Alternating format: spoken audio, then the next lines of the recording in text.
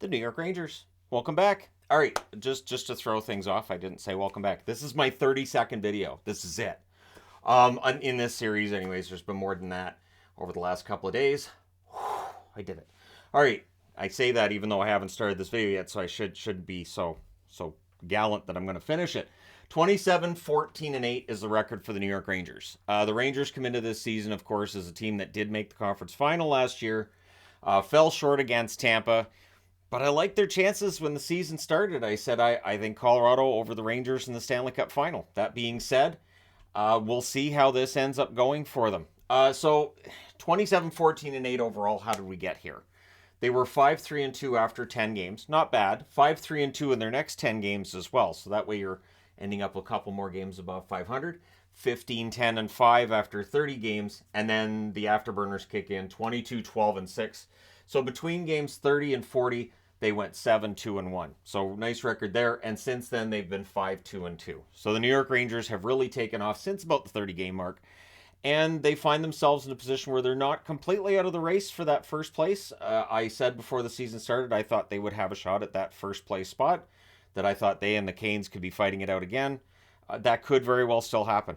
Absolutely. Although, could be a three-way race between them, New Jersey, and Carolina. Obviously, New Jersey being ahead of them right now and all. Their status is definitely as a contender, and I don't think they've taken a step back this year. There have been points this season where they've definitely had their struggles, but they've played really well.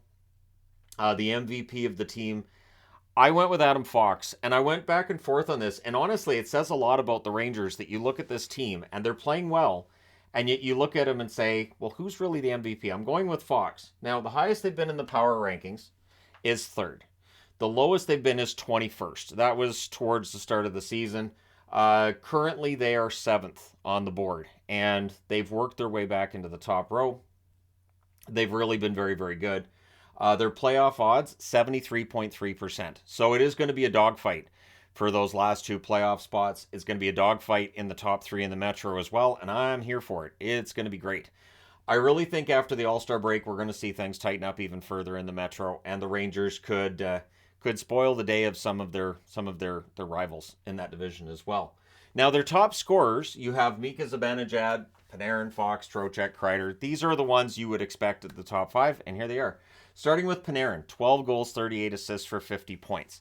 We can have the discussion about how good Panarin is and what Panarin brings to the table. The reality is he's good for at least 90 points, right? And he's, I think, proven to be worth the value of that contract thus far. I know that's something that people have gone back and forth on, but I think he's worth it. Zibanejad, 22 goals, 27 assists, 49 points. Mika is all over the ice. He is fantastic. He's got really good hands. I still, to this day, do not understand why the Senators traded him. It was a trade that at the time I thought, what? And that was before he was putting up totals like this. But you could see that talent. So it's nice to see him playing well with the Rangers and having that natural chemistry with players. Adam Fox, 10 goals, 38 assists, 48 points. I've said it before, I'll say it again. Probably playing just as well right now as he did the year he won the Norris, but we've got so many defensemen putting up ridiculous totals. He kind of gets lost in the mix. Trocheck, 14 goals, 20 assists, 34 points. A little more mixed results with Trocheck at certain points, but I think he's been really solid for them. And Chris Kreider, 20 goals, 11 assists for 31 points. So he's on pace for 30 goals. It's not bad. Kreider has been a solid player for the New York Rangers throughout his career, and that just continues now. So that's your top five. Now, their goaltending, we know the goaltending, right? You've got Shesterkin, you've got Halak. Shesterkin, best goalie in the world last year. This year, I think it's been just more of a drop to reality more than anything else. I don't think that Shesterkin's going to be any less intimidating come playoff time. Igor is just so good. Halak has picked it up over the last, I'll say 5 or 6 starts of his. He's been very good.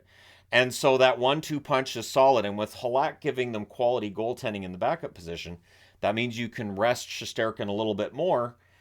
And that just bodes really well for the New York Rangers. So I'm impressed with what they've been able to do this year. And we'll see whether or not they can keep it up. The Metro's tough. Whoever comes out of the Metro is going to go through just a war, basically, to get out. Not that it'll be easy to get out of the Atlantic, but getting out of the Metro is going to be tough. Their pending UFA list is not very long in New York. Sammy Blais, who's had issues with staying healthy, and that's too bad because I like Sammy Blais. The offense isn't really there, but he's a hard worker. He's a good checker, solid bottom six option, and it's a shame that Ranger fans haven't really seen the Sammy Blais that I saw when he was in St. Louis. Halak has been really good, as I said, but he's on an expiring contract as well. And then you got Ryan Carpenter, who's currently in the minors. I put Carpenter on the board because since he's got as much NHL experience as he does, it's possible he gets moved at the deadline. We will see moves at the deadline where it's a minor leaguer for a minor leaguer, and it's possible there's a team in the league that says Carpenter has proven he can play in the league, and we'll take a shot on him. But anyways, I am kind of bullish on the Rangers, even though there have been some tough stretches for them.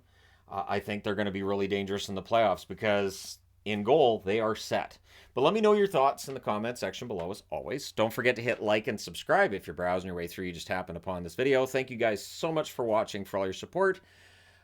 All 32 are done. Awesome. I will talk to you guys again soon.